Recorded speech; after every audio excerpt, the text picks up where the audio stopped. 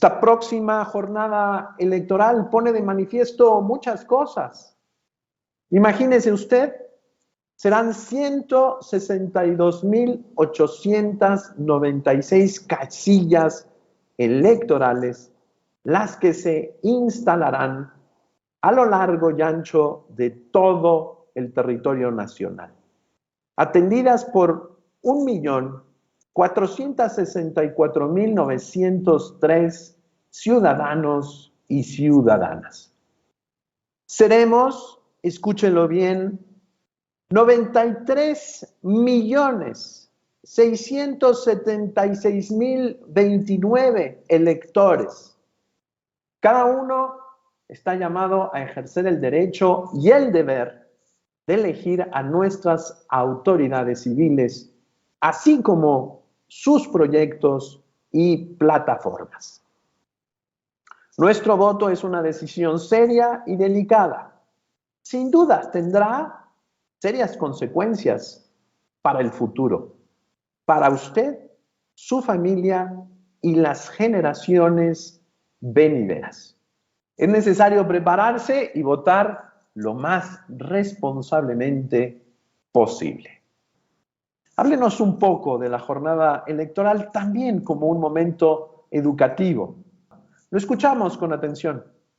La democracia, para empezar, yo le diría, no es una forma de gobierno que se conquista de una vez para siempre, sino que es una forma de gobierno que hay que estarla alimentando, hay que estarla nutriendo. ¿Y eso qué significa? Por ejemplo, que hay que también estarnos informando de manera permanente o periódica y estarnos informando de diversas fuentes, no solamente de una, porque eso va a permitir una muchísimo mayor pluralidad. Hay que también, por supuesto, cuestionar al poder y exigirle que rinda cuentas. Actuar, por tanto, como un garante del control del poder desde la ciudadanía. La participación tiene que ser también expresión, manifestación de las ideas y contribución a un diálogo colectivo. También, por supuesto, exige actuar como ciudadanos, y eso tiene que ver con ejercer nuestros derechos, pero también cumplir con nuestras obligaciones. Y ahí, pues, la democracia nos exige a nosotros hacer lo propio para que podamos sostener, digamos, el ámbito público de una manera colectiva, entre todos, y que nadie se exente de su respectiva responsabilidad. Hay, por tanto, una corresponsabilidad entre la autoridad y el ciudadano. También significa o implica vivir en pluralidad. Y vivir en pluralidad tiene que ver con aprender a convivir en la divergencia. Significa entonces la práctica democrática, pues un trabajo constante y permanente, y el voto es tan solo una expresión de todo esto que estamos comentando. Es la manifestación del proceso electoral, sin duda alguna, pero yo le diría, es lo que nutre todo el sistema democrático. Doctor Luis Roberto, la jornada electoral será un punto de llegada y un punto de partida en nuestra vida democrática. Y para eso necesitamos no solamente ver las cuestiones de la experiencia profesional, los cargos que han tenido los distintos candidatos, sino particularmente cuál es su idea de libertad, cuál es su idea de fraternidad, cuál es su idea de igualdad, por supuesto, cuál es su idea del sistema de gobierno que necesitamos, que necesita siempre equilibrarse, el equilibrio entre los poderes y, por supuesto, esta idea de que el Estado no es solamente la autoridad, sino que es la sociedad y la autoridad caminando juntas, de la mano. La autoridad tiene que hacer, por supuesto, la voluntad del pueblo, pero también tiene la capacidad de profesionalizar el servicio que hace a través del Poder Judicial, del Poder Legislativo, del Poder Ejecutivo y cada uno de los niveles de gobierno. Le escuchamos. La democracia es la construcción de todos en nuestra casa común, que es donde habitamos. Y en ese sentido hay una necesidad de que cada quien haga lo que le corresponda. Y la democracia como la educación exigen sujetos libres, sujetos racionales, sujetos autónomos. La democracia, como la educación, permite que seamos autónomos, que tengamos capacidad de gobierno sobre nosotros mismos y en la parte colectiva sobre todos. Y por tanto, entonces no está a merced de que alguien lo quiera o no lo quiera, sino que todos debemos contribuir a que eso suceda. También la democracia, como la educación, requiere de sujetos racionales, y cuando digo eso me estoy refiriendo a que se esgriman razones, a que se esgriman, digamos, una serie de argumentos que permitan un diálogo estructurado conforme a aspectos objetivos y no meramente subjetividades que pueden ser muy caprichosas y por tanto en una relación de poder alguien se puede imponer frente al otro. Y requiere por supuesto libertad, es decir, esa capacidad de tener alternativas, de tener opciones. De lo contrario, pues obviamente tendremos un camino cerrado. Y otra cosa que es muy importante mencionar es que la democracia, como la educación, es intergeneracional y transgeneracional.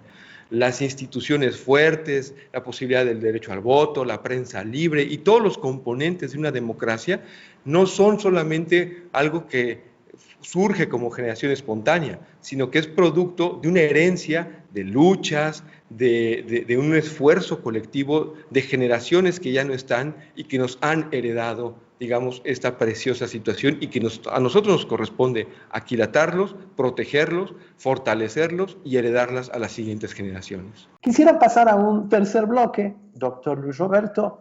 He estado escuchando en la radio que todos los partidos,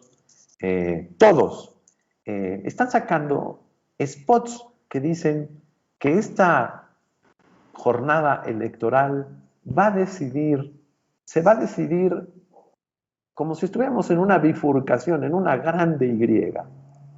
O una democracia liberal o un gobierno más centralista, más preocupado por cuestiones como la equidad y otros problemas de antaño que nos arrastran como la corrupción.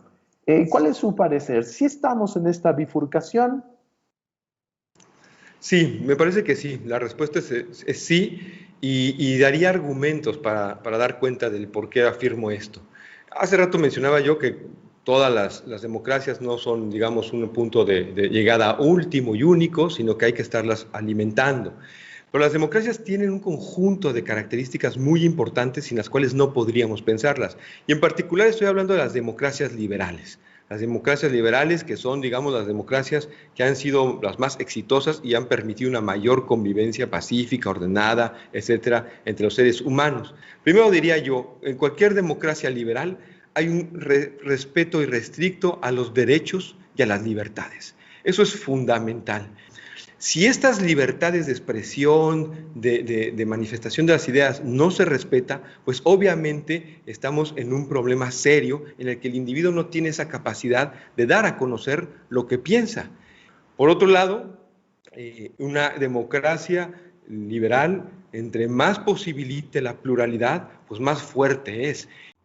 Y por tanto, estas democracias liberales exigen la no prevalencia del pensamiento único. También significa que las democracias liberales tienen que respetar las reglas del juego democrático. Si hay un árbitro, si hay alguien que las organiza, si hay una serie de reglas que indican cómo se debe comportar tanto el ciudadano como la autoridad y como los partidos políticos, pues cada quien tiene que hacer lo propio. También significa una democracia liberal la vida bajo un Estado de Derecho. Un Estado de Derecho en el que pues, cada uno de estos elementos que estamos mencionando pues, conformen un Estado sólido de mayor certidumbre y seguridad jurídica. Por supuesto que también que vivamos bajo un régimen constitucional y que la Constitución, como ese gran ordenamiento que hace posible nuestra vida ordenada, pacífica, etcétera, y que de ahí dependan todas las demás leyes y disposiciones normativas, pues se respete y que esta Constitución sea, digamos, la brújula que nos permita caminar con mucho mayor certidumbre, que no se modifique esta Constitución con procedimientos fuera de lo que la propia Constitución establece. Una democracia liberal, y con esto concluyo, también respeta las instituciones, las fortalece, las va, digamos, haciendo mucho más funcionales y en el caso de que por alguna razón se requieran modificar, pues obviamente se ponen a un cuestionamiento con una metodología específica que nos permita también su transformación de una forma ordenada, clara, racional, y no desde una sola concepción, que ya me he referido hace rato, desde una sola percepción.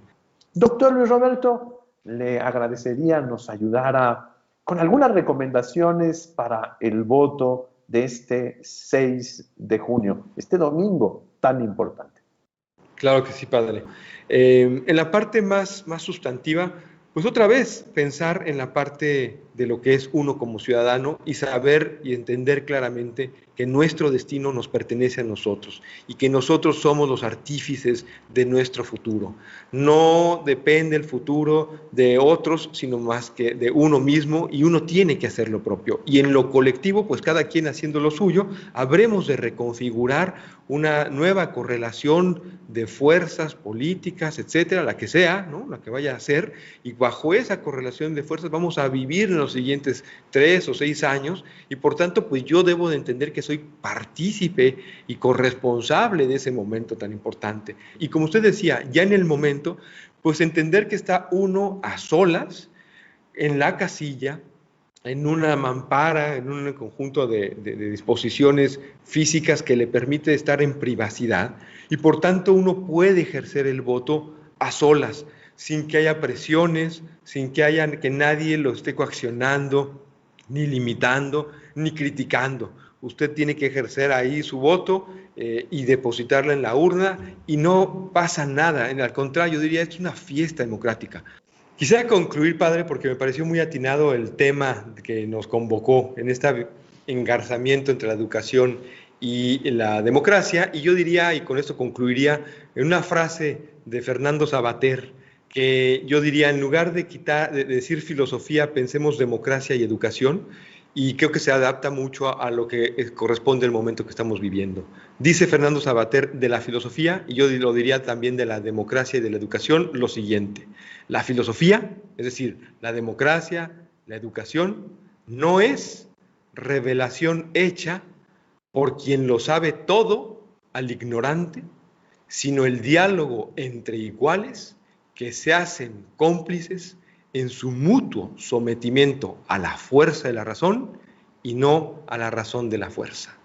Eso es a lo que nos convoca justamente esta jornada electoral, a que todos vivamos y nos sometamos a la fuerza de la razón.